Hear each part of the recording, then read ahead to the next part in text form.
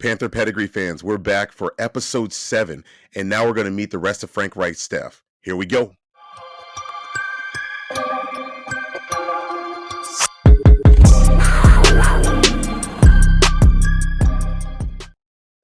It's been a busy week, and today and yesterday we got to meet the rest of Frank Reich's staff. But before we get to do that, I'm going to go to you, D. We had a little bit of breaking news. Yeah, that's right. If you guys have been subscribers and you made sure to hit that notification bell, you would already know that John Lilly, former tight ends coach for the University of North Carolina on Chapel Hill, has just put pen to paper, made it official to keep the same position but switch sides to the professional league, and he'll now be our newest tight end coach. That's So, super exciting because he's worked for Mac Brown for like the last 3 years. So right. I think Frank Reich's in it to win it. Oh yeah, he's making some power moves. I know we talked about this off air, but it's been pretty impressive offseason in just his few short weeks with the Panthers. I couldn't agree more. So you know what? Let's get to that. Let's get to work because yesterday we had 2 interviews. Today we had 2 interviews, and we got about 30 minutes, maybe 40 to get through all of it. So let's go ahead and get to work, my man. You ready? Let's get into it. All right. So yesterday we were given 2 interviews. It was the first one was defensive coordinator Ejiro Evero and first head coach of the franchise, Dom Capers. So Ejiro's interview actually, it didn't take me by surprise because I did look up some video from when his time in Denver, and he very much impressed me because he's extremely very specific in how he speaks. He's very articulate, and he's got that kind of hidden energy, right? Like you when you're listening to him talk, he has that nice flow. He's got a decent vibe about him. He makes you he pulls you in with his storytelling. And I can tell you that the questions were fast and furious. They started off strong. They asked him about how the 3-4 system was going to work with the different pieces, especially targeting Jeremy Chin. And he said, he's like, he didn't want to focus on one player. He said there's a lot of good players on the roster. Currently, they're in the evaluation process. Now, I'm going to tell you, Panther fans, we will be kind of chopping up through these questions. Anytime the reporters ask specifically about a player, the interviewee pretty much said that they were in evaluation process. So Frank Reich's at least got them in lockstep on that. You don't talk about any one player. We're in evaluation process. So I like seeing that because it really does tell me that Frank Reich has the ear of the room. They're listening to him. They're not stepping out of line. Even though everybody's got their own personality, they do have their marching orders and what to say and what not to say. What did you think about so far in his interview when he's talking about the 3-4? Yeah, I was very impressed. He's very authentic, and he's a super intelligent guy. You could tell he just kind of knew what he was talking about. Very Kind of much. just felt comfortable in his own skin, and I was just kind of impressed with his presentation, just alone, just the kind of character he was presenting himself as a coach, as a man. He obviously knows few of the people on the staff already. So just kind of the way he spoke, just kind of made me feel good about the kind of defense we're gonna have, and kind of like the best he's gonna bring out of the guys we have on our roster right now. Oh, I couldn't agree more, man. So they continued on, and they asked him, we know why we wanted you, but why did you come here? And he actually had a really cool answer. He said, he was very appreciative of Mr. Tepper and Coach Reich. He spoke of the Panthers' history of success, 2 Super Bowl appearances. Obviously, we didn't take home either one. Let's not, beat that dead horse. And the coaching staff had already started to come into place. And obviously, Frank Reich was talking about the guys that he was in process of trying to bring on. So he said he was extremely impressed with the coaching staff. And then, they have so many pieces for success. And he cited players, he cited ownership, he cited obviously the existing staff and the staff yet to come. I was really taken back, right? I'm like, man, he really thought this out. Like this wasn't like kind of off the cuff. Like, this man really thought out what he was going to say. And I was decently impressed with that. I'm not going to lie to you. Then they asked him about, what has he observed of our defense? His answer as a DC, his answer is basically, he focuses in on, what the other, what his team is supposed to be doing. Like, right. Like he's supposed to be looking at the offense. of the other team. And so it was one of those things where he, didn't really like, get into crazy detail about it. Like he was just like, hey, I've done my research. I know what the Panthers are about.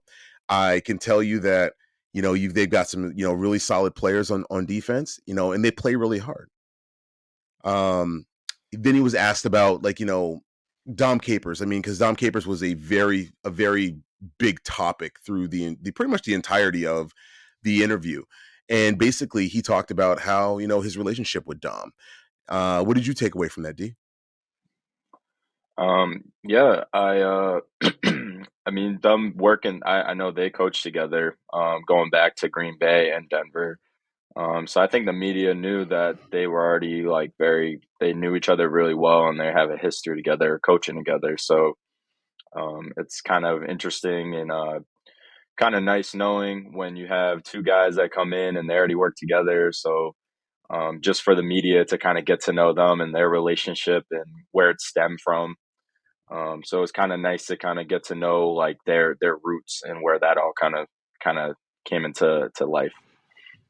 Absolutely. Now they actually asked a really super interesting question. And I think this is kind of the elephant in the room. They're like, hey, you were here for a head coaching interview, and then a couple weeks later we brought you back as DC. What was your reasoning, and how were you able to kind of wrap your head around not getting the job, and how is that not uncomfortable? He said, pretty much the old Ron Rivera line, be where your feet are, right? He's like, I'm wherever I'm supposed to be. And he said he's not worried about the next job. He's worried about being successful in this current role. And then he went on to say, it's great experience to do the interviews, because he actually did an interview for all 5 opening positions. And he said, he really enjoyed the experience. What did you think of that answer? Yeah, it was a great answer. I mean, that's definitely, um, just like it seemed like authentic. I know I'm sounding like a being a dead horse, but or broken record, but yeah, just authentic. I would think just natural. He just seemed like he just knew his role. He's kind of like this. He's here for one thing and one thing only. And I mean, if he was kind of talking about like the building blocks and the steps that you got to take to get there, and he said like he kind of acknowledged like I was a candidate, I wasn't chosen, but you just kind of go back to the drawing board and you just kind of got to live in the moment and take what you can get. And I have no doubt in my mind that's what he's eyeing um, eventually, and I wouldn't be surprised. But yeah, he kind of just took the high road and was kind of pretty humble about it, which is cool. I love it. And then he was asked, because he did spend some time with Thomas Brown when Thomas was with the Rams, and they said, what is your relationship going to be like, with Thomas Brown? And he was very very short with that one. He says, we're both going to try and win. When they're coordinating each other. I'm like, I thought that was really cool, because, I mean, for lack of a better term, he's got that kind of assassin like thing going on about him. He's very quiet. He's not like like reserved, but he's very poignant, right? He's very structured about what he's going to say. He's very planned out. And I thought that was really, and if it has anything to do with his defensive preparation, how he handled this press conference, I think we're in for, a treat this upcoming season. They asked him about, hey, tell us about the pieces that you might be missing here in Carolina, to get you, to run a successful 3-4. And he said, I didn't want to get into that right now. He's like, but they're going to figure it out, right? Like, again, it's that Frank Reich has the ear of the room. That nobody, no man, and you're talking Ejiro Evero, Dom Capers, Thomas Brown, Duce Staley, all had the company, they towed the company line, and you're talking, they're towing the company line within 2 weeks of being hired. So beyond excited again, like about how they're doing that. I mean, I know some people are frustrated, like, why can't they just talk? I'm like, this is what you want. You want them to be very tight-lipped, close, trusting of each other, because that's going to make for a better product, right? When you build the trust, and we're going to get in the trust with Duce Staley, because Duce Staley spoke a lot about trust in his interview. He did. I was asked a very interesting question, because I guess Jalen Ramsey, his dad is a coach, and I mean, I don't think at an NFL level. And again, I didn't do my research, so forgive me. But he talked about coaching Patrick Surtain and now J.C. Horn, guys whose fathers are, very familiar with the game or former players, does it give them a leg up, or is it a different feeling coaching those guys? And he said, it's pretty cool having, those guys have the familiarity. It's definitely a unique experience. Like, and when he said that, not that you and I compete on the same level at all, Dakari, but I've been a coach and you've been a player. How do you think that, having somebody that is talking always about football, how did you acclimate to different systems, and how do you think, how would you think about his answer? Yeah, I think like if you're if you're a son and you had a dad or a father or somebody that was an elder that played before you, I think that's already gives you, like you said, a leg up. Just kind of having that, just getting that early work in, just having that early advice, kind of growing up at a younger age and developing differently, I guess, or and into a Yeah. better athlete, if you could argue. Yeah. Um, and J.C. Horn, for example, his dad actually influenced him to play corner and not wide receiver. So, um, I mean, who knows where he would be if he was trying to stick it out the wide receiver thing like his dad. So, Truth. um, yeah, it's a huge advantage, I guess you could say. Yeah. So continuing on, they did eventually ask him about his defensive identity, and he's very just 3 points: physical, great effort, and attacking the ball. And again, these I a lot loved of it. these sound right. Like some can interpret like, no, that's a canned answer, but I'm like, no, the way he said it, the way he was very deliberate, it's you can feel it, right? Like if you go and look up some of his coaching footage while he was with the Broncos, and there's some when he was with the Rams, but more with the Broncos, he's very deliberate in what he's saying. Like, these are very ground in traits of him. And so, it really does make you believe it. Um, the one I really wanted to hear was they were asked about the November game when the Broncos played the Panthers, and Panthers won. And he was asked about, he's like, more so than most teams that year, he said, that offensive line blocked them up pretty decently. And, he talked about that. He's like, that was one of the games where he really saw, our offensive line come to life. And then he noted DJ Moore. And he's like, I know they have great pieces on defense because I know they were giving, our offense fits.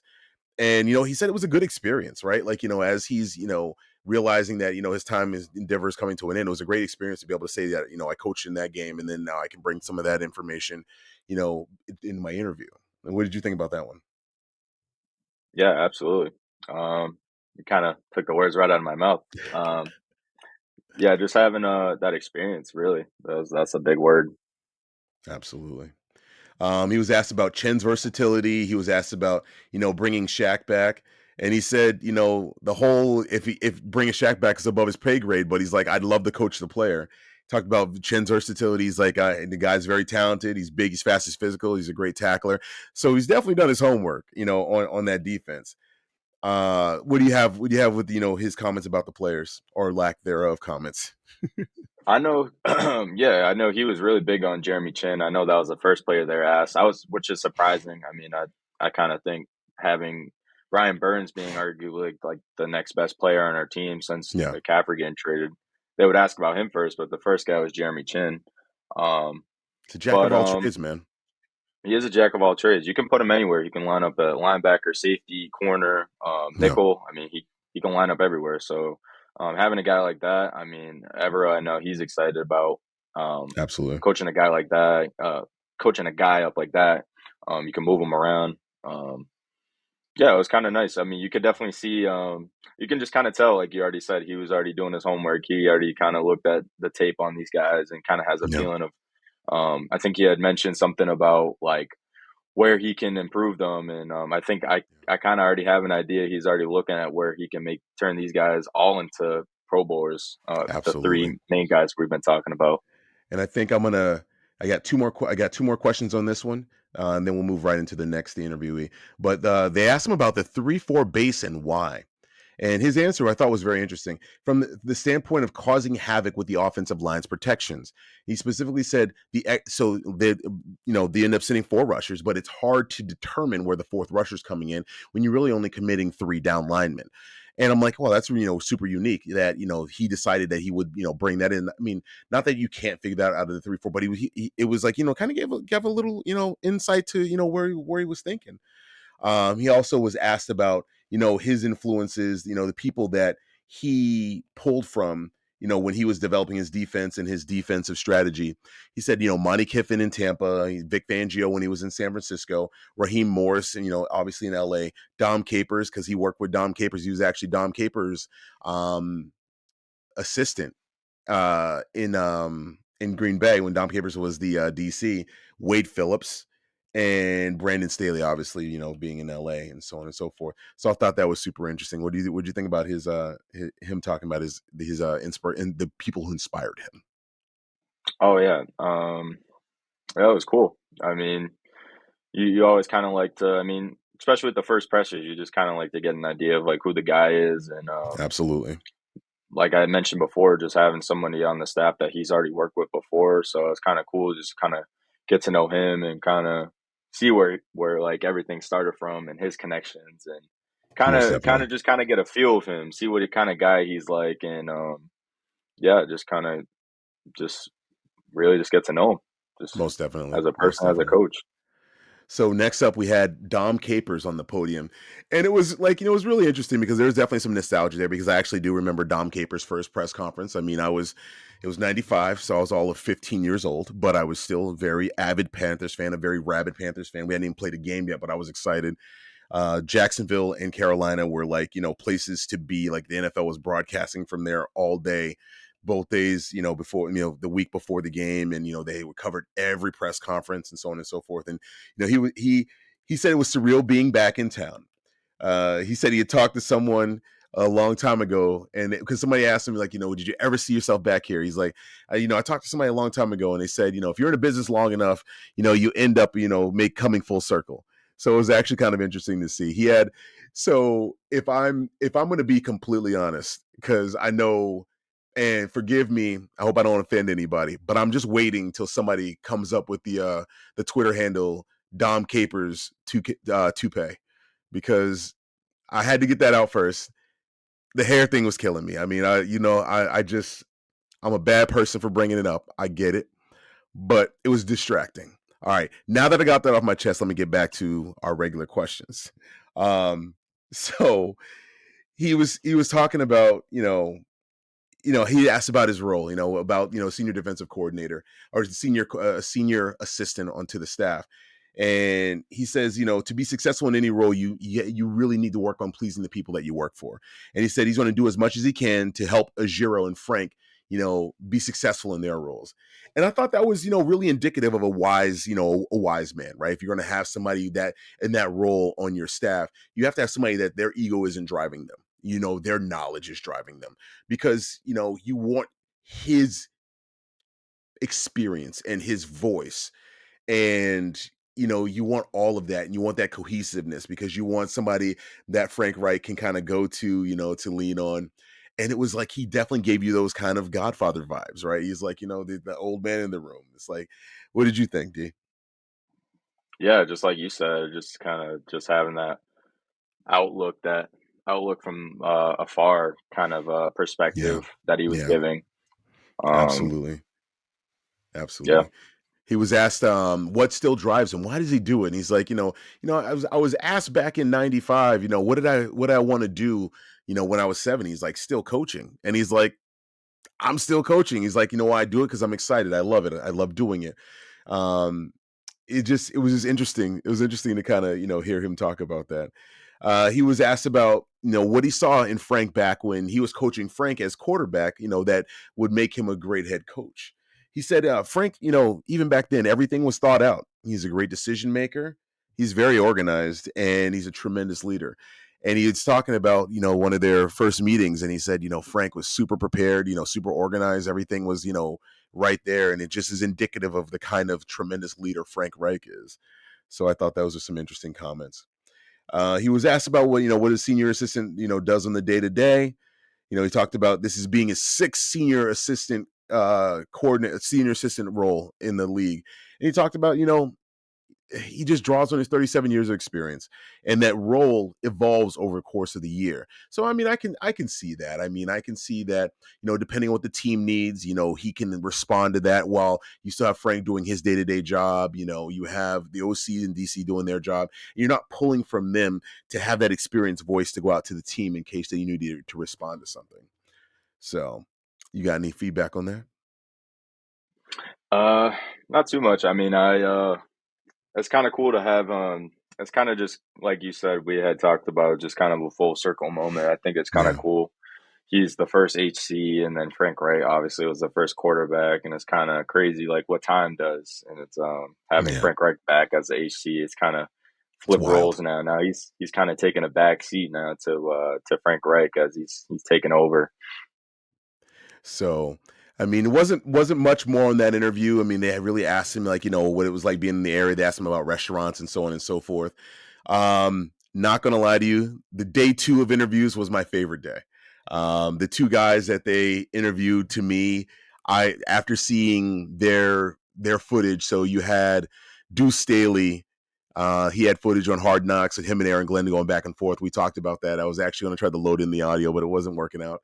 But him and Aaron Glenn, they were competing. They were competing, and they're talking trash. And Aaron Glenn's like, why are you circling me, man? He's like, that's what vultures do, bro. And it's just like, they're wild, and you want to see that dynamic on the football field, because you got the players going around going, the coaches are like that, then I have to up my game. Oh So yeah, that's they're getting fired up.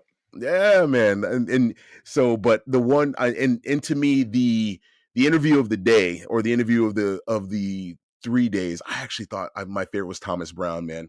I actually have the most notes on him, but I'm gonna try to hold back, and I'm not gonna fanboy too much, because we are under a limited time frame. So, uh, Thomas Brown, he opened up. He talked about his wife and his 3 boys. He talked about how his wife, this is his second job, his wife predicted that he was going to get. I guess there was at one point when they were in Miami, she's mentioned something about wanting to be in California, and then it wasn't a couple years later, that he was going to to LA to to work with Sean McVay. And then when they sometime in November, he's game planning and whatnot, she said something about wanting to live in Carolina. He's like, I didn't have time for that. And then, by golly, he's got a job in Carolina now. So he's like, the one lesson he took from that, he's just going to listen to his wife more. So I thought that was pretty cool. Um, I like the personal side. I like seeing they they got some human side. Like I as much as you like a guy like Ejiro Evero, you want a guy like Thomas Brown is also going to let you in a little bit, because Ejiro, you could tell he's very tight lipped and close to the vest, where Thomas is like, this is what you're getting. I'm gonna tell you about everything about me. Um, he brought up his time about being an OC at the University of Miami. Although he knew they asked him about although he knew he wouldn't be initially calling plays, what was his offensive identity? And this is where I really, really I opened my ears, perked up. He goes, it's about being physical, all 11 positions, non-negotiable. He said a team that will not beat themselves, more games are lost than they are won, meaning that you do more things to lose a game than you can do to win the game. And it's easier to lose a game than to win the game, is what he's saying. He wants to identify the playmakers on offense, find and exploit and win matchups, which I loved. That was his identity. And his philosophy was, he says, the ball is the issue, taking great care of the football. He said everything starts up front. Physical mentality. He said the illusion of complexity, marrying the run to the pass and create chaos with the defense, all while keeping it simple for the offense. I mean, this man is like, it felt like we were listening to parts of his interview. He said, do a really good job of choosing your spot to attack with tempo. You have to earn the right to play tempo with early down efficiency. So you can't just throw tempo in to say you're playing tempo. You want to earn the right to play tempo, but you want to put them on their heels so you can play tempo. So I couldn't. I mean, I was eating this up. And then he goes, situational masters. Third down is first, winning on first and second down so you can stay in the third down and manageables. The and then focusing on the 2 minute end of game, end of half, end of game. What do you think, man? Oh man, like you said, it was like we were right inside the meeting. He was giving his presentation with the coaches. I think he very well spoken guy. You kind of like you said, you saw the personality come out a little bit with the questions, and it kind of gets you excited. Yeah, although he's not making the plays right now, he's not going to be the play caller initially. You kind of get a sense of like the kind of offense we're gonna have and the kind of identity he's gonna want to bring to this offense. So Most it definitely. gets you excited. Most definitely. Like I mean, gosh, like, gosh, sir, like, Yeah, whoo. yeah. Then let's see. They said they asked him about what he's looking for in a quarterback. Again, they wanted just a tidbit. The media just Oh man. and true to form, he said he goes, he made a comment about them asking about players. He goes, they're all in agreement because they insinuated like maybe you're not on the same page as Frank Reich. He goes, we're all in agreement, and he goes the mental makeup, being a natural leader, and best fit for the team. So he gave the kind of like benchmark answers there. They asked him when does he know when the play calling is going to happen. He said it's a collaborative effort. Frank's going to call the plays, but it's going to be a collaborative effort. We're going to work on it together. Um, they talked about offensive identity. He said, hey, listen, I kind of said that, but you want to cause chaos with the defense using shifts and motions, using tempo. Everything starts up front, imposing your will. Everyone talks about being balanced offensively, but it isn't always 50-50 ball. Like you don't always run 50% of the time. You don't always pass 50% of the time. He said sometimes you just have to go win the game. So sometimes balance is 40 passes against a few runs, and sometimes it's a few 40 runs against a few passes. What did you think about that, D? Means he's willing to do whatever it takes to win a game. And that's like you said, it's based on matchups where he can exploit. You can definitely tell he's gonna do his research. He's gonna do his film, his studying. He's gonna see whoever we're playing and see our advantages and disadvantages and how we're gonna pursue each game plan week to week. Is basically what I got from that. He was asked about what kind of quarterback does he see coming to Carolina. He goes, a good one. But then he laughed that off, and then he said, day 4 in the job, they're in evaluation period still. Again, walking that chalk line. He said, they need somebody who's going to fit the system, and they need a guy who's a point guard, a ball distributor, which I appreciate. I truly appreciate that mentality. He asked about Dante Foreman. They said, what do you think about him? He's like, loves how physical he is. Asked him about being close to Georgia because being close to home because he is from Georgia, and he talked about how he loved California, but it was like being on an island. It just wasn't home. So he's very happy, and they actually mentioned that this weekend he's going to go visit his parents. He was asked who has more energy, him or Duce. The media was really feeling him. I'm gonna be honest with you. Like I think we were all in the same boat. The media was really feeling him, and he's like, I'm gonna have to give that one to Duce. I'm an energy guy, but I have no problem giving that to Duce, which is funny because we're going to cover that a little bit in a few minutes when we start talking about Duce. Now, somebody brought up, they asked about the red zone efficiency specifically, and they said the best red zone offense is generally converting in the red zone, and that's not just scoring, that's actually touchdown 65% of the time. And Carolina hasn't seen that number in years. And what was he going to employ to build the specific functions to address it? He said, run the football in the red zone. He's going to have 5 to 7 red zone concepts in any given game day. He said, find the blowfish on the defense and attack the blowfish, essentially the guy that you identify. That's the pivot point. That's the attack man in the defense that's going to try to blow up the play. And then he said, find an identity and be consistent, something that we have struggled to do in the previous era. I made a promise. I'm going to try to stick by that promise. Try not to use that man's name in vain. He was asked specifically about having a voice. Now, every one of the interviewees got this question, so I didn't want to repeat it. But basically, they're really taking something from Frank's press conference where he said everybody who sits at the table is going to have a voice. And so they actually, I think the media is trying to call him to task to see if they could catch him slipping up. And he was like, doesn't matter old or young, the part of what got him promoted twice while he was in LA for the Rams was having a voice and sitting at the table and having Sean McVay being open to his voice. And he said, Frank's very much in the same vein. Frank wants you to speak your mind. Frank wants you to be, honest about, how you feel and, be respectful about it. So what do you think about that? Yeah, I agree. Like you had said, we kind of touched on it already, but I think it's good. I mean, you need everybody to be themselves, and they were brought on the staff for a reason. I don't think Frank Reich wants anyone to be a yes man. I think he's intentionally bringing these guys into the staff to voice their opinion and bring that fire, bring that juice.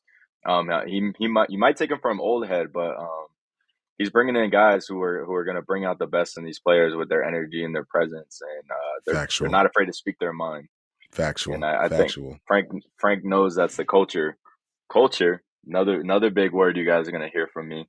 Um, that's the kind of culture that Frank Reich wants to bring. I love it. I love it. Closing on the last couple questions that we got from him. Somebody asked him about the league moving toward rotational running back groups. And he says depends on how you're built, but he said it's really hard to last a 17-game season with just one guy. And the idea of rotational running backs is to keep guys fresh, so he's all about it. So I was really, really thankful for that. So I mean, we're definitely going to make a focus on, making sure we have a very strong running back room. And then he was asked about what he likes about the QB class, and he goes, "Man, y'all keep asking about these quarterbacks."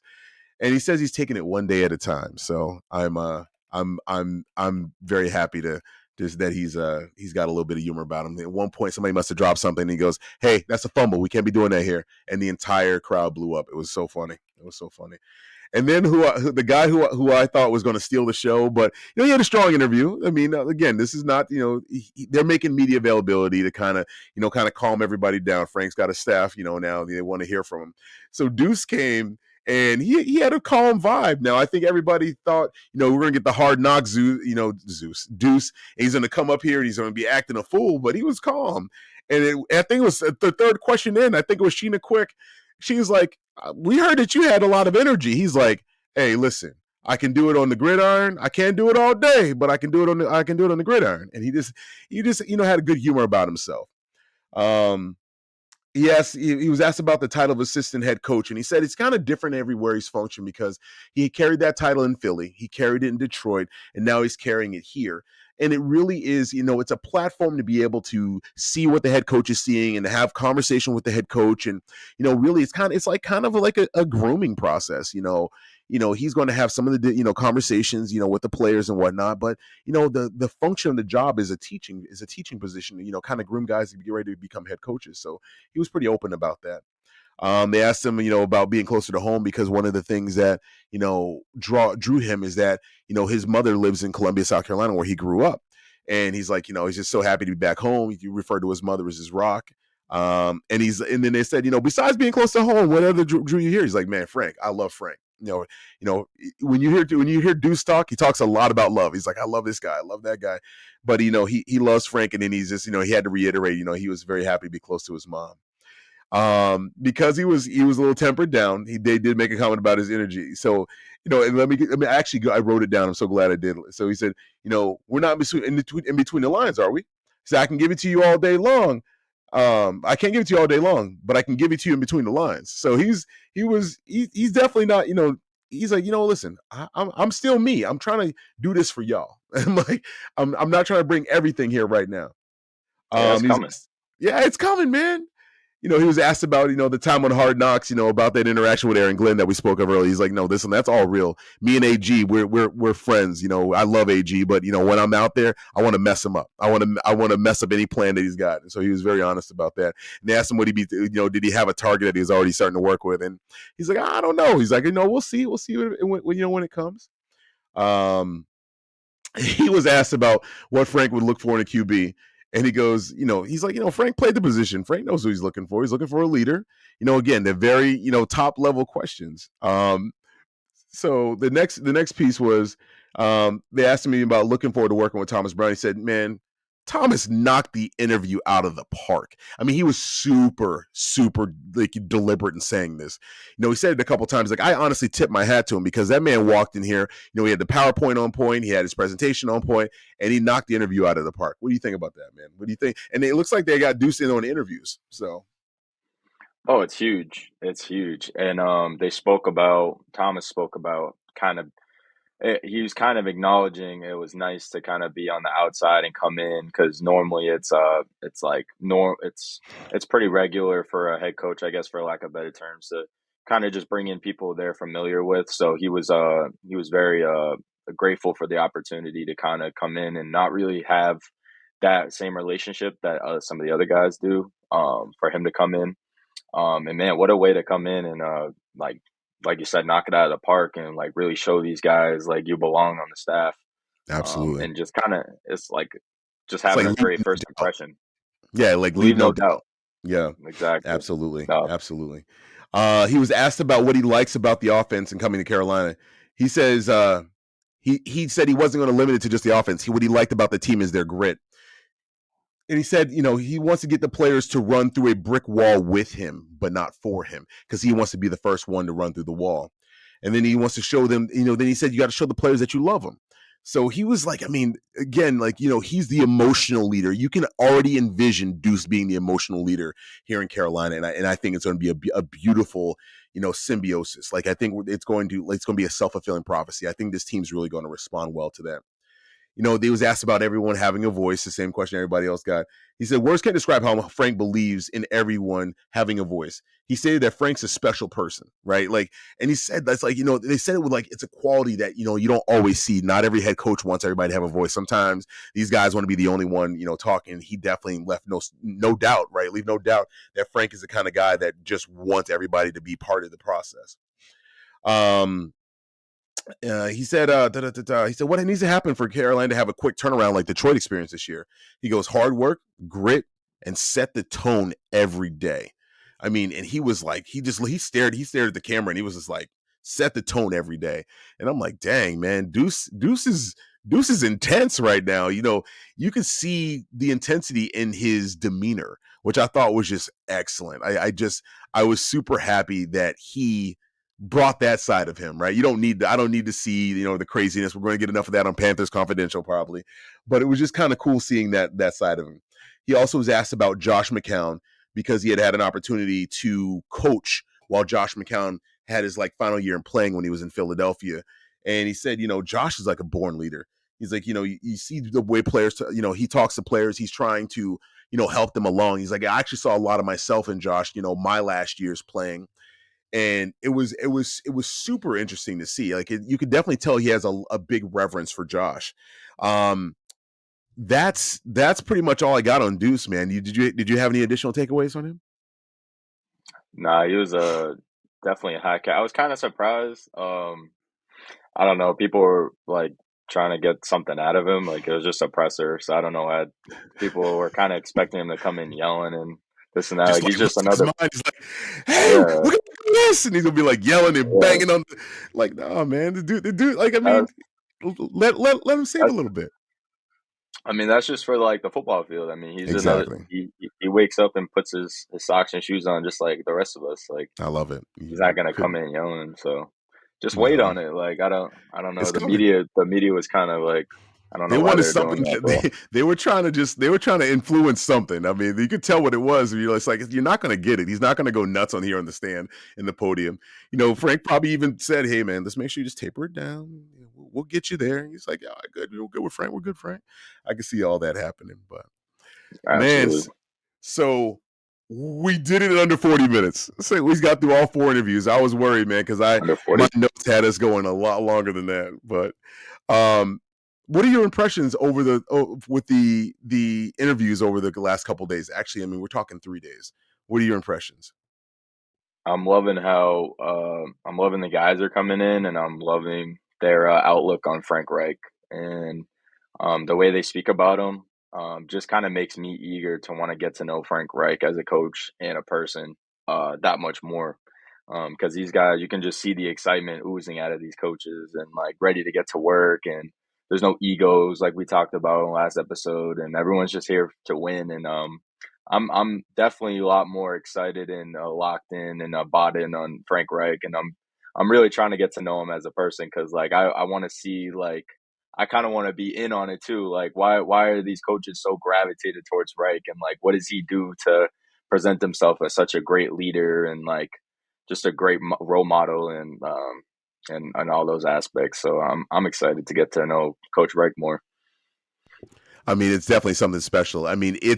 You can see it. It's like, it's super interesting, like how that is their thing, right? Like, he walked into that interview with the confidence that he was going to be able to deliver the people into that coaching staff, and he did it. And he's developed this all-star coaching staff. I was looking at a podcast that had him, kind of like, the assembling the Avengers, like he's, Nick Fury, and he's bringing all the Avengers together. You and I referred to him as Thanos, collecting all these Infinity Stones. I mean, this may be the best coaching staff in the NFL, and it may not even be close, is what I'm going to say. I mean, even, the vaunted, dreaded Bill Belichick had trouble coming up with an offensive coordinator last year.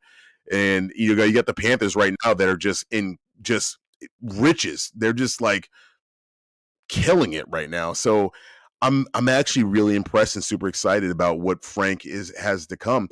I think what we'll see over the next few weeks is, they obviously have to get through combine, they have to get through free agency, then we're going to go right into the draft. And I think we're just seeing the beginning. I think we're just scratching the surface, because I don't think we've even seen anything yet.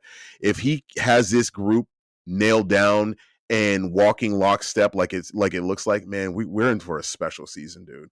I mean, I'm not making any promises about results, but we're in for a special season. It's exciting, man. It's a great thing to see. It's very promising, and this is definitely the most well put together staff I've seen. I mean, at least I'm to this day. Yeah, I mean, I'm getting older and now getting kind of like more invested into the Panthers and stuff. But like, I definitely haven't seen this much work being put into the staff that it has been until this year. So Absolutely. Now I so excited to get all this content in. I did not ask you, the fans, to do us a favor. We are over 80 subs now. We are headed to 100, and I think we're going to hit our 100, sooner rather than later. And we are super thankful. We are humbled by the comments that people have been leaving with, positive words and, encouragement and, sometimes advice, right? Like, and sometimes that's what you need so you can grow, because we really want to be your trusted source of everything Carolina Panthers. Again, our passion. This isn't work for us. Like, there's no work about it. Like, this is why when, I hear other channels going, oh, we need to monetize. I'm like, I don't care about monetizing. I want to talk about Panthers with the people that, like 50, when I'm in the stadium, 50,000 of my best friends right there. I want to talk about Panthers because it's something that we're super passionate about. All right. So we want to be your trusted source for Carolina Panthers information. We want to be the first place you look to when you're looking to go, hey, did I hear something going on with the Panthers? I want you to, we want you to, trust us. We were just added on Instagram, and then we have to thank Dakari for that. Our podcast now on major podcasting platforms. We're talking Spotify, Apple, Stitcher, Pandora. We're trying to get it out there because we really just want to share our excitement and our knowledge and our love of the Panthers with, other Panther fans, other football fans. And don't forget, we're always on Twitter. So go to Twitter, at Panther Pedigree, PANTHERPED. Oh my gosh, I forgot how to spell. IGREE. And we're also on Facebook as well. So we want you to go there and subscribe. We want you to subscribe to Facebook. And hey, do multiple, right? Some days you're going to be able to listen to the podcast without needing video. Some days you're going to want to see our beautiful mugs here. So, it's up to you how you want to do it. But we will really encourage you to subscribe to us through as many mediums as you can. And we appreciate you. Again, anybody who's, left us notes and whatnot, we're going to give you some shout outs here shortly. Now, last few minutes, we've been really kind of talking this out, but we are going to be producing our draft episode, and we have a couple unique ideas, and that's going to be something that we're going to be putting up early next week. And we really want you to tune in, because we really do feel that is the strength of our broadcast, is our draft coverage. And, we spend a lot of time analyzing players in college, and, we spend a lot of time watching draft content ourselves and, drawing our own conclusions and watching what other teams are going to do so we can determine what our team's going to do. And I think you're really going to like our draft coverage. So I hope you stuck in long enough to hear this message, because now we're bordering in on 44 minutes now. But all right, Dakari, I think we're getting to that point. Did you want to give any teasers with the draft episode? Tune in. Make sure you hit that bell, because it's going to be good. I'm excited for it. So it's going to be good. I promise you, it's going to be good. We're again, I think this is the strength of our broadcast. But we're going to get out of here. We're going to see if we can run a little bit of outro music for you, and see if we can, get ready for the next episode. Let's do it. Solid episode, sir. Yes, sir. Appreciate you, man. You're the man behind the work. Man, listen, it takes two. It takes two. And if you've stayed in this long, we'd also like to let you know we're exploring, looking at some gear, some Panther Pedigree gear, but that's in the very early stages. You'll see us wearing it here shortly. So thank you so much. You're right. And, be good. Stay safe. And most Stay importantly, safe out there. keep pounding. Keep pounding.